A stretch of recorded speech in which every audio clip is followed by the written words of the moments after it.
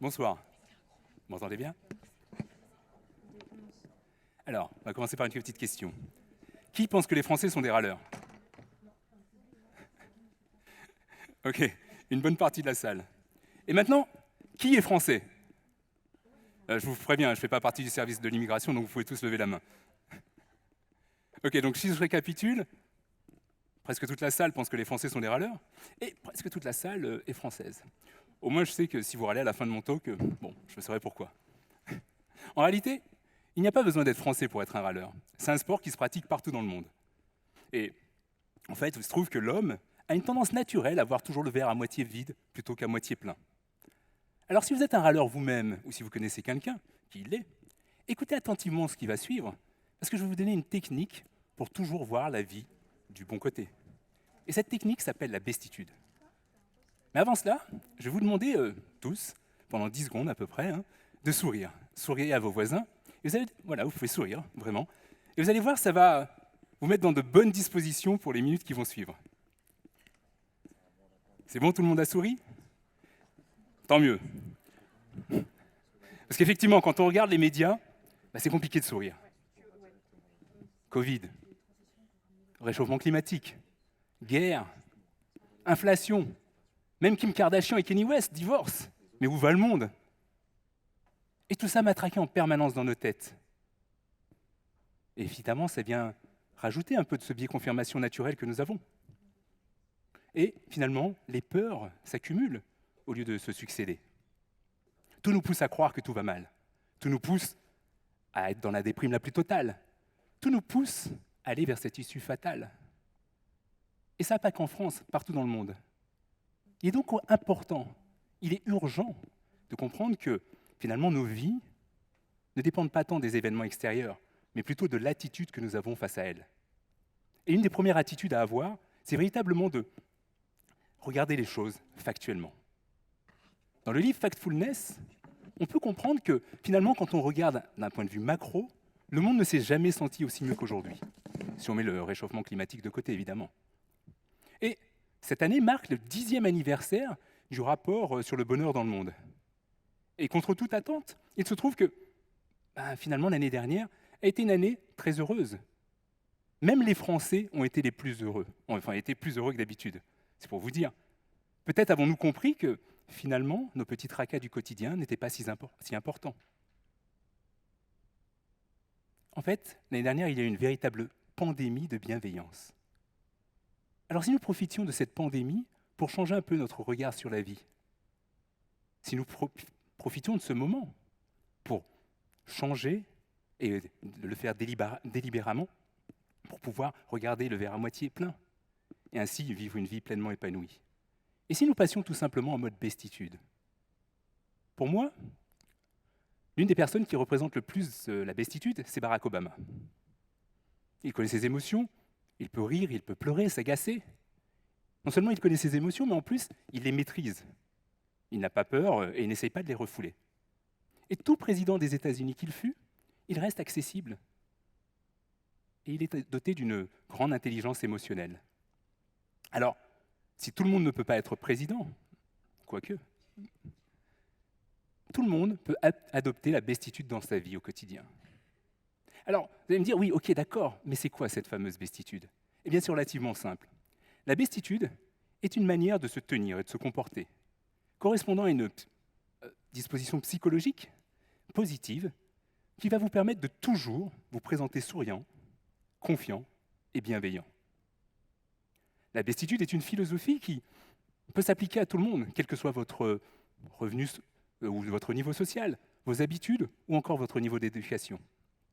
En somme, la bestitude, c'est être soi-même en essayant de faire ressortir le meilleur de soi. Alors, l'idée n'est pas de s'inventer un personnage imaginaire, ça ne tiendrait pas dans la durée. Au contraire, c'est vraiment de poser les choses simplement, se regarder dans un miroir et se dire honnêtement ce que l'on pense de soi. Est-ce que finalement on est cette personne que nos amis appellent quand ils ont besoin de nous? Est-ce qu'on est cette personne qui cherche en permanence des solutions plutôt que de voir les problèmes? Est-ce que finalement nous sommes cette personne qui sommes capables de nous battre pour nos opinions? Prenez par exemple, quand vous avez une mauvaise journée, est-ce que vous faites partie des gens qui répercutent leur mauvaise humeur sur leurs proches? Ou est-ce qu'au contraire, vous essayez de les préserver? Vous voyez, finalement, la bestitude, c'est assez simple, hein. C'est une attitude où on essaie d'être positive, donner le meilleur de soi, sourire, parce que ça fait du bien. Et en le faisant, progressivement, tous les jours, vous verrez que naturellement, votre comportement va changer. Et vous verrez même chez les autres qui est en mode bestitude et qui ne l'est pas. Et naturellement, vous allez vous orienter vers les personnes qui sont plus positives. Alors je vois bien certains sceptiques vont me dire, oui, ok, la méthode Coué, ça va, on ne peut pas toujours être positive. Et ils auront raison. On a tous des problèmes. En revanche, avec le temps, j'ai compris que ruminer en permanence ne les fait pas disparaître. Donc c'est pour ça que j'adopte cette position positive. Et vous? Est-ce que vous présentez toujours sous le meilleur jour? Et pourquoi ne le feriez-vous pas? Pour info, hein, quand on sourit, ce qu'on a fait au début, eh bien on fait baisser le taux d'hormones, enfin la production d'hormones négatives, vous savez, telles que le cortisol ou encore l'adrénaline. Et en même temps, ça fait augmenter drastiquement l'endorphine et la dopamine. Vous savez, ces fameuses hormones du bonheur. Et quand on sait que finalement rire est positif et communicatif, pourquoi s'en priver? Alors finalement, la vie c'est relativement simple. C'est un peu comme un film. Il y a un début, il y a une fin, et au milieu, il y a une histoire. Et grosso modo, on a tous la même vie, on a tous les mêmes étapes dans la vie. De la naissance jusqu'à la mort, pour vous, c'est la même chose. C'est donc à vous de voir si vous voulez faire de cette histoire une comédie, un drame ou une aventure épique. Aujourd'hui, la bonne nouvelle, c'est que vous et nous sommes le réalisateur de notre propre vie. J'ai une croyance profonde qui me dit que, finalement, notre attitude peut être notre meilleur ami ou notre meilleur ennemi. Et en fonction de ça, eh bien, on peut voir effectivement si on est en mode bestitude ou pas.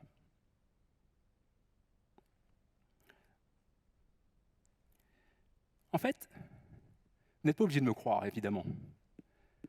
Donc, j'ai fait une petite étude. J'ai même une longue étude, une étude sur près de 50 ans. Et cette étude, je vais vous la livrer ce soir en exclusivité. C'est une étude unique en son genre, puisqu'elle ne comporte qu'un participant, moi.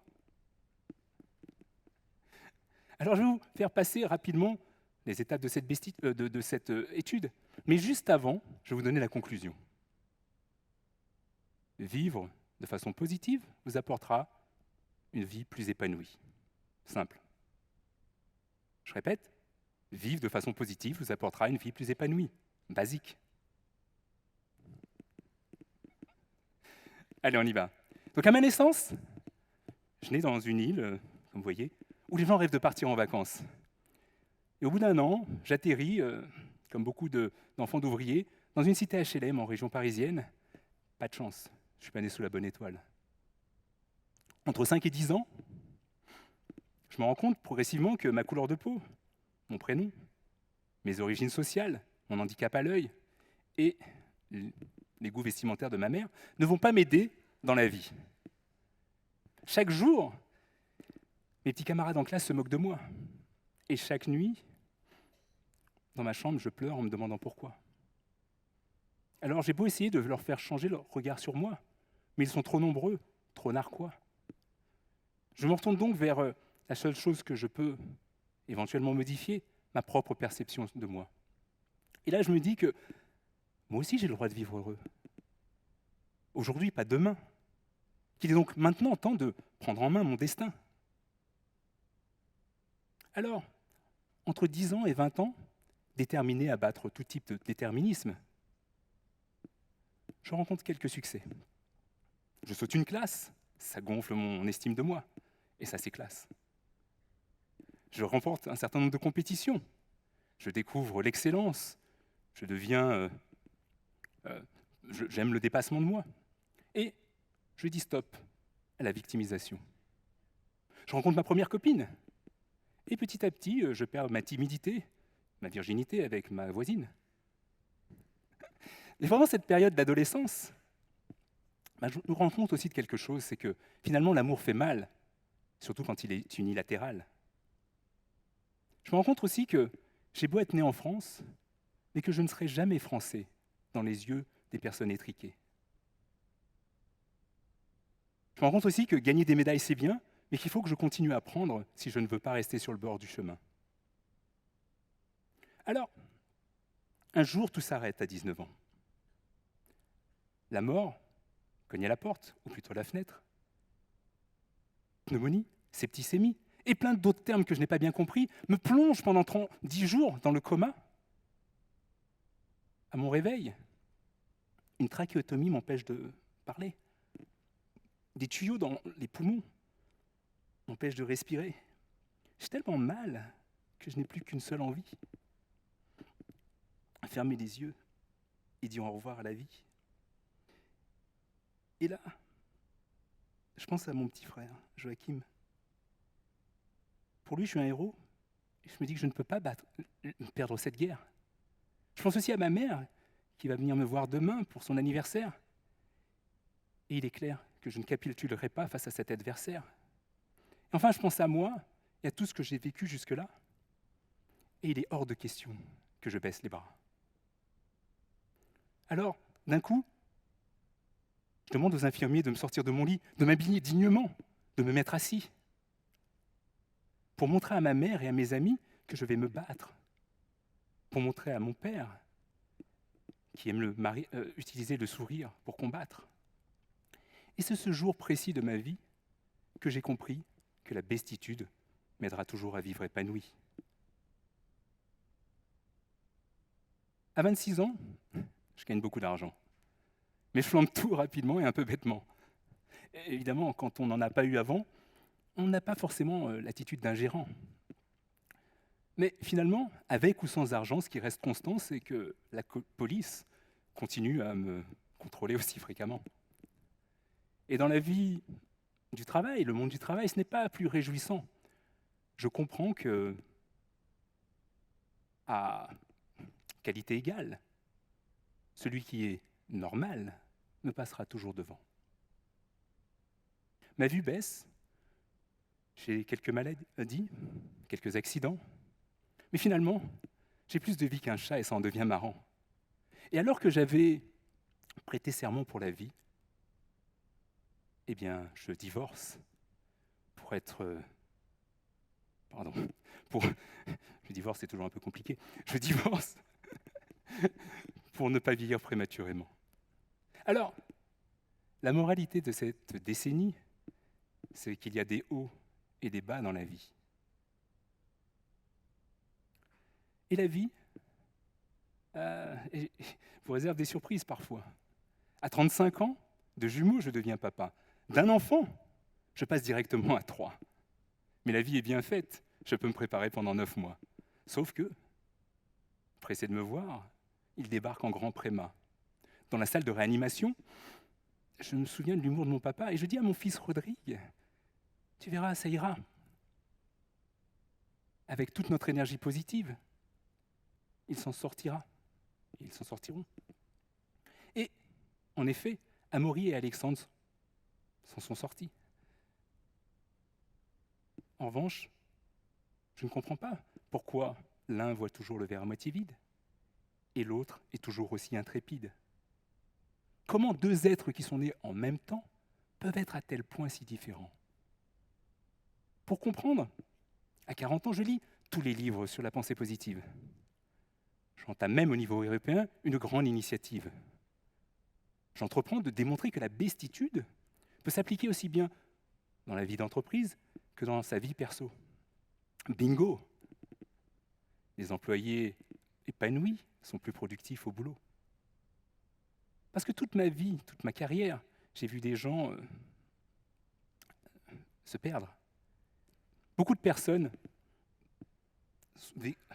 vivant dans la vie d'un autre, jusqu'au dégoût. Beaucoup de personnes s'interdisant de rêver pour rester dans une pseudo-normalité. Alors, je décide de mettre toute mon énergie pour aider les autres, pour faire en sorte que jamais quelqu'un ne vive la vie d'un autre. Mais c'était sans compter que la vie est parfois joueuse. dans la même année, une amie, un collègue, et George Floyd rencontre la faucheuse. Cette même année, la pandémie est ravageuse. Je n'y arrive plus. Je n'ai plus l'âme joueuse. Et alors que toute ma vie, j'avais réussi haut la main les épreuves, je n'y arrive plus.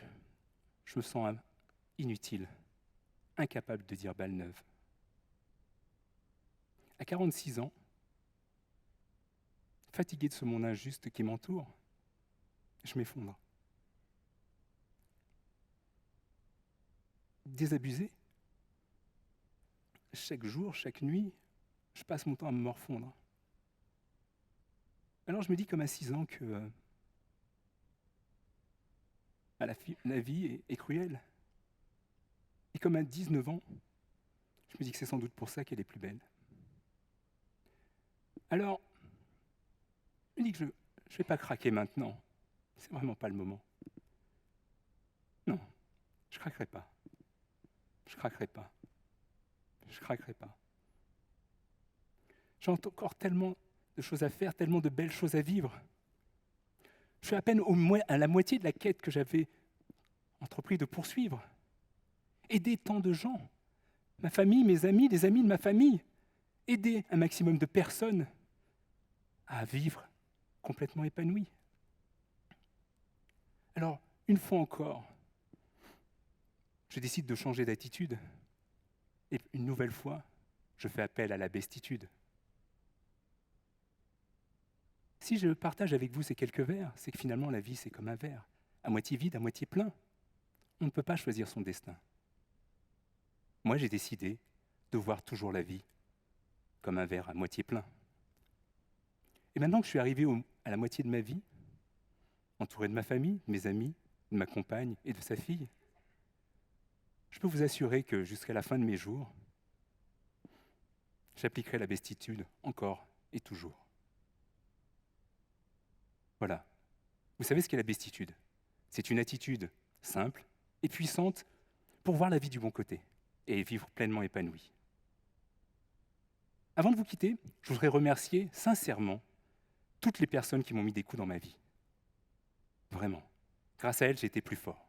J'ai été plus résilient. Grâce à elles, j'ai pu voir la vie à moitié pleine. Et enfin, grâce à elles, j'ai apprécié chaque moment de ma vie et je compte bien continuer à le faire parce que la vie est courte et on n'en a qu'une. Et enfin, je voudrais vous remercier, vous. Oui, vous. Je voudrais vous remercier par avance. Parce qu'en fait, je vais vous demander un service, parce que je ne peux pas y arriver seul. Je vais vous demander une chose et une seule. Je vais vous demander de m'aider, à essayer de transformer ce monde vers lequel nous glissons dangereusement et doucement. Je vais vous demander de m'aider à faire en sorte que le monde virtuel que nous vivons, dans lequel la haine de son prochain et la peur du lendemain prennent le pas sur la bienveillance et l'optimisme.